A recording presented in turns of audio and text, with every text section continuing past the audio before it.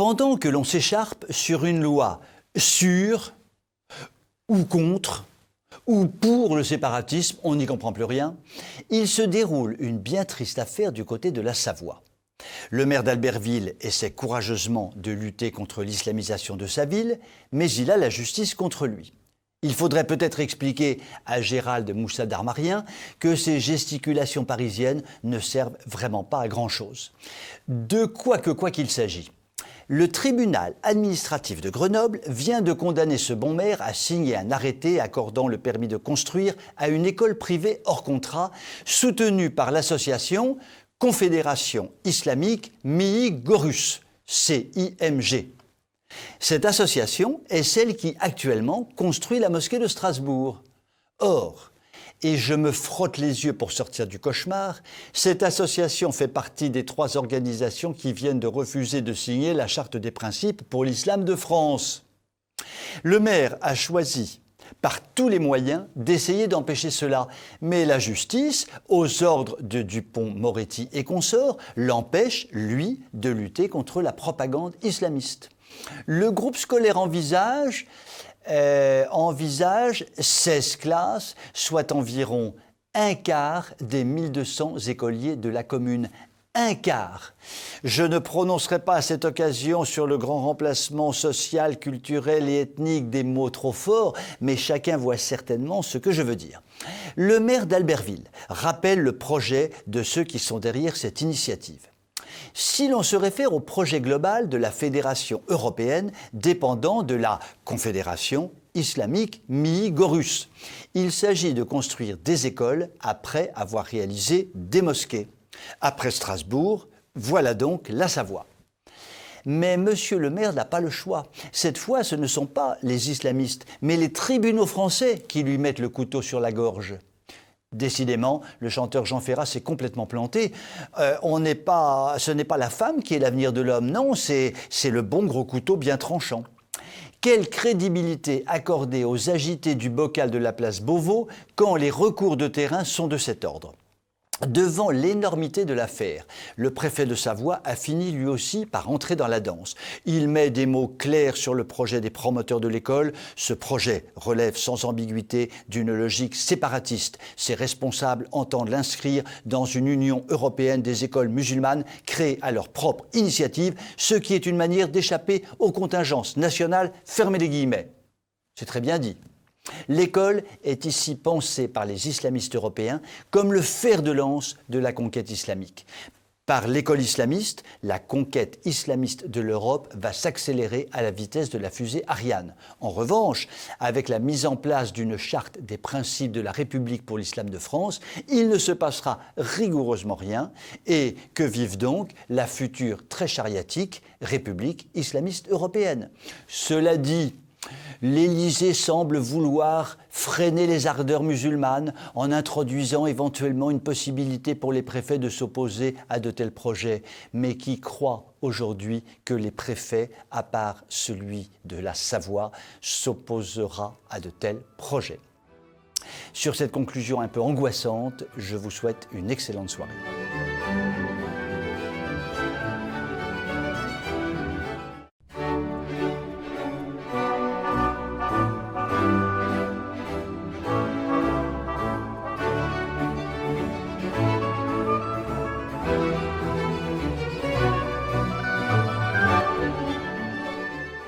Alors que nous nous acheminons de moins en moins lentement et de plus en plus sûrement vers la campagne présidentielle, je vous propose quelques éléments parfaitement objectifs qui me paraissent importants. Repartons de Macronor Confinementor. Emmanuel Macron, c'est la jeunesse. En même temps, Emmanuel Macron, c'est l'expérience. Emmanuel Macron, c'est l'audace. En même temps, Emmanuel Macron, c'est la sagesse. Emmanuel Macron, c'est la République irréprochable, dotée d'un gouvernement de champions, d'as de la politique, de phares dans notre nuit. Vraiment ? Voyons cela de près. Le ministre de l'Intérieur est visé par une enquête pour viol. Et oui, pendant que Darmanin s'agite contre le séparatisme et s'échine à faire régner un ordre inexistant, il ne faut pas oublier que progresse une enquête qui le concerne et qui insinue que notre ministre de l'Intérieur n'a pas toujours été un modèle de discipline à l'égard de conquêtes féminines, a priori assez peu consentantes. Le ministre des Comptes publics, pardon, je ne sais pas comment il s'appelle, mais je ne vais quand même pas encombrer mon petit cerveau de noms inutiles. Le ministre des Comptes publics, donc, est visé pour corruption. Une enquête pour corruption, prise illégale d'intérêt et favoritisme a donc démarré et le domicile du ministre a même été perquisitionné. Ça a fait cric-crac dans sa baraque. Le ministre de la Justice, celui qui, du haut du pont, mord le Yéti, est visé pour prise illégale d'intérêt. Il est depuis janvier dans le collimateur d'une enquête concernant de possibles conflits d'intérêts entre son action de garde des Sceaux et ses activités passées d'avocat. Tout cela ne fait pas très net, mais bon, la lutte contre ses ennemis politiques vaut bien tous les accommodements. Enfin, le ministre des PME est visé pour abus de confiance. Coup de grisou pour M. Alain Griset, ministre des PME de son État, qui est visé par 2 enquêtes ouvertes à Paris et à Lille, après des signalements, notamment de la Haute Autorité pour la transparence de la vie publique. Cela concerne des omissions dans sa déclaration de patrimoine. Le parquet estime qu'il s'agit d'une partie substantielle de son patrimoine qui est passée à la trappe. Il a fait l'objet, lui aussi, de perquisitions. Cela dit, l'on ne peut reprocher à ce ministre de ne pas avoir su lire sa feuille d'impôt et de s'être trompé dans ses calculs, puisqu'il est passé par l'éducation nationale et que l'on sort de l'éducation nationale en ne sachant ni lire, ni écrire, ni compter. Pour conclure, court et bref, c'est ce qu'on appelle une fine équipe et cela ne donne qu'une envie, les reconduire en 2022. Sur cette conclusion ébouriffante, je vous souhaite une très bonne soirée.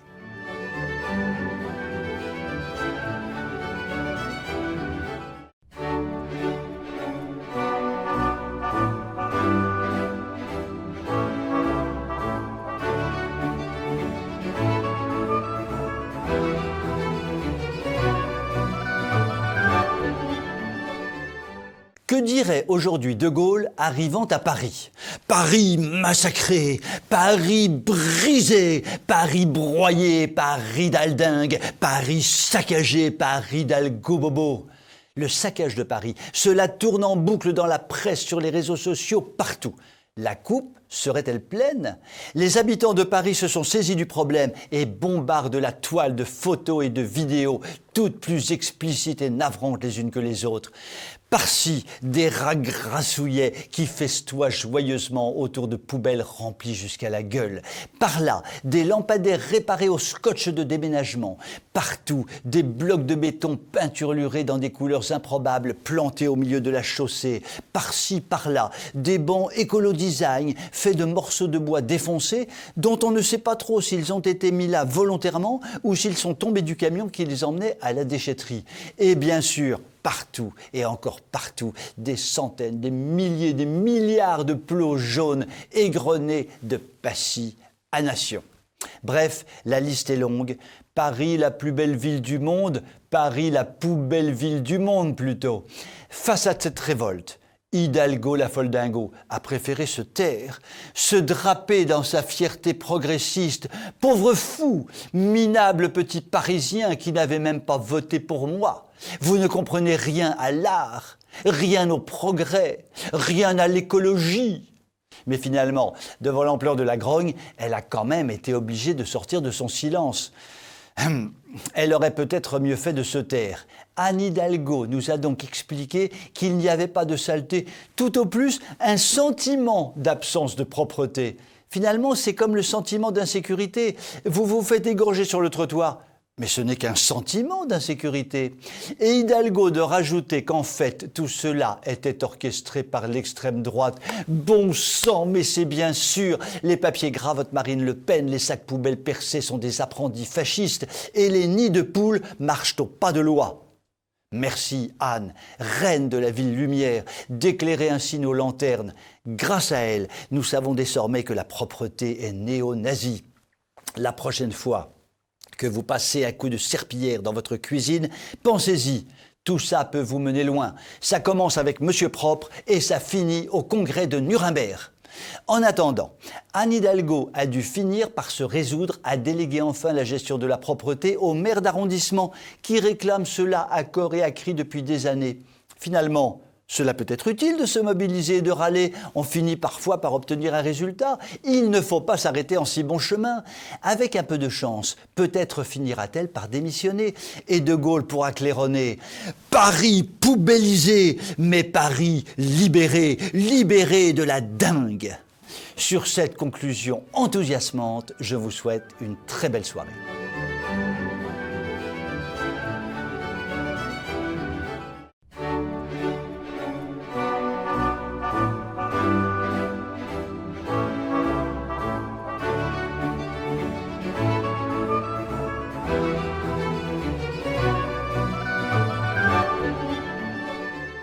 Si le comique de répétition peut ne pas être drôle, le tragique de répétition, quant à lui, est toujours tragique. Or, la France joue à guichet fermé, depuis des années, une pièce de théâtre qui est une tragédie racinienne, qui se fonde admirablement sur le tragique de répétition. Cette pièce de théâtre n'en finit pas d'être jouée, rejouée et encore rejouée. Sa dernière représentation est évidemment l'assassinat sauvage d'une jeune femme, fonctionnaire de police à Rambouillet. Il s'agit bien d'une sorte de pièce de théâtre tragique qui ne cesse de se rejouer avec les mêmes acteurs, le même scénario, les mêmes commentaires. Les choses sont très simples. Sur la base du Coran, livre de paix et d'amour comme chacun le sait, et sur la base de prédicateurs qui prêchent la bonne parole de paix et d'amour comme chacun le sait, une partie des acteurs sont des musulmans, immigrés tout court ou immigrés clandestins, qui tuent des Français de souche au cri tonitruant de « Allah Akbar ». Sur le meurtre lui-même, le scénario peut changer. Égorgement au couteau, écrasement par camion, attaque à l'arme lourde, dans un théâtre et autres joyeusetés au choix. Une autre série d'acteurs sont les victimes. Elles sont pleurées comme il se doit. Nos gouvernants exhibent leurs muscles squelettiques et agitent frénétiquement leur menton mussolinien, puis ils passent instantanément à autre chose. Une troisième série d'acteurs sont les radios et télévisions du système qui invitent psychiatres et autres psychologues. Ces derniers expliquent avec brio que le bon musulman ou les bons musulmans qui ont tué ont été profondément blessés et fragilisés par la colonisation africaine de la France menée par Clovis en 250 avant Jésus-Christ, poursuivi par Henri IV après la défaite d'Austerlitz et suivi par un génocide épouvantable décidé par Saint-Louis en 1515 qui marquera les musulmans jusqu'à la fin des temps. Il faut donc excuser ces tueurs, qui sont au demeurant vraiment de chic type. D'ailleurs, radio et télévision invitent toujours des femmes musulmanes, voilées parce qu'il faut faire un clin d'œil au monde musulman, et d'autres non voilés, parce qu'il faut faire un clin d'œil aux bons Français bien de chez nous, qui expliquent que les tueurs sont d'une gentillesse extraordinaire, puisqu'ils disent même bonjour à leurs voisins de rue, ce qui est évidemment exceptionnel. Dernier acteur, le peuple de France qui assiste hébété à cette pièce répétitive, à cette tragédie digne de Racine et dont personne ne voit la fin, puisque de nouveaux acteurs, les 400 000 immigrés au moins qui arrivent chaque année en France dans des conditions de folie absolue, renouvellent toutes les possibilités d'actes terroristes, d'actes de guerre ou d'assassinats divers et avariés. Lorsque des gendarmes, des retraités, des mères de famille, des bons travailleurs bien de chez nous se font tuer, tout cela ne compte guère. Franchement, on ne va quand même pas pleurnicher sur ces petites vies de 4 sous. En revanche, si un jour les actes terroristes touchaient les hautes sphères du système politico-médiatique, touchaient la vie des grands, les grandes vies régnantes sur le peuple de vauriens, le système pourrait commencer à paniquer et éventuellement à réagir. On passerait de « touche pas à mon pote » à « touche pas aux élites ». À cet égard, le tabassage en règle de Bernard Tapie et de son épouse par des immigrés africains peut donner à réfléchir. Cela dit, ne nous leurrons pas sur les élites qui sont totalement hors sol. Seul le réveil du bon peuple blanc franchouillard permettra de faire cesser cette pièce de théâtre répétitive que joue la France et dont le titre pourrait être « Vivre ensemble et mourir ». Il me reste à conclure sur une note d'espoir en paraphrasant Alain Peyrefitte « Quand le peuple s'éveillera, le système tremblera ». Je vous souhaite une excellente soirée.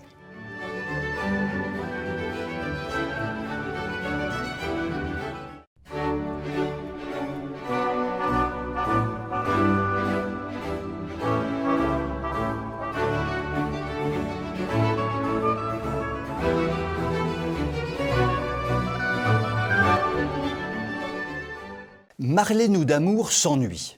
C'est terrible pour une ministre, enfin, pour une ministre déléguée ou une secrétaire d'État. On ne sait plus très bien ce qu'elle est.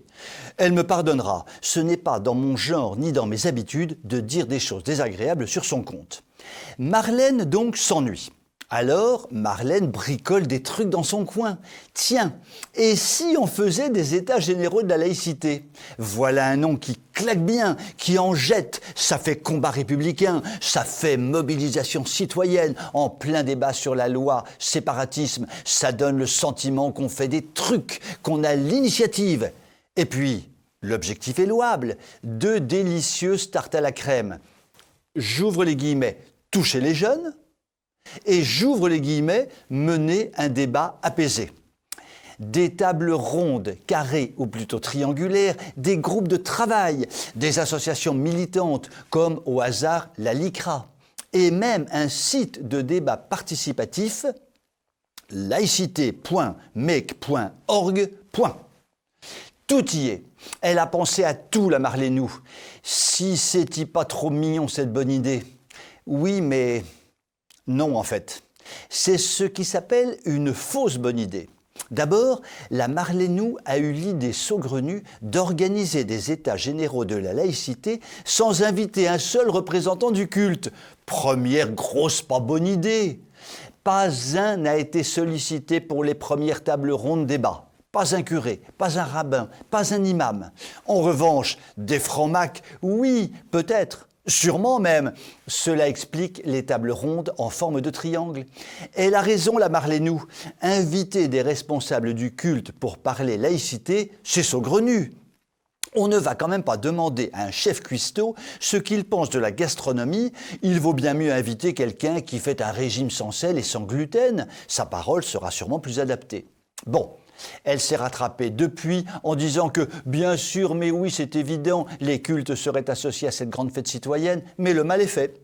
Ensuite, la Marlez-nous a fait ça toute seule dans son coin, sans en référer à Manuchon, Confinator IV, empereur de Covidie.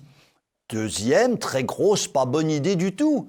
Et ça ne lui a pas plu du tout à Manuchon Confanitor IV, empereur de Covidie, au point qu'il a dû hausser le ton en plein Conseil des ministres pour rappeler à l'ordre sa Marlène pourtant fétiche.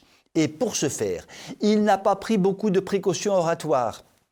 BFM rapporte qu'il aurait eu quelques mots un peu secs. Je cite. On n'a pas besoin de colloques, de forums ou de je ne sais quoi. Si c'est pour regarder le film de Caroline Fourest sur Tariq Ramadan, on l'a déjà vu, on a bien compris. Fermez les guillemets. Agacé le Manu et bam dans les gencives. Ça a dû lui faire tout drôle à la belle Marlène. Surtout que Manu a enfoncé le clou. Ouvrez les guillemets. Les Français s'en fichent et moi aussi. Il y a une loi, il faut l'appliquer. Fermez les guillemets. Point barre. À la ligne. Fermez le banc. Circulez. Il n'y a rien à voir. On raconte que la Marlez-nous, devant cet affront, s'est écroulée sur le plancher de la salle du Conseil des ministres, évanouie. Et pour la réanimer, Manuchon a dû lui faire un bouche-à-bouche d'enfer, en respectant les gestes barrières, bien sûr. Ça, je ne sais pas si c'est vrai, c'est à vérifier. Du coup, vous savez quoi ? Je n'aurais jamais cru que cela serait possible et pourtant c'est vrai. Pour une fois, sur ce coup-là, j'ai envie de claquer la bise à Manuchon Confinator IV, empereur de Covidie, en respectant les gestes barrières naturellement. Je vous souhaite une excellente soirée.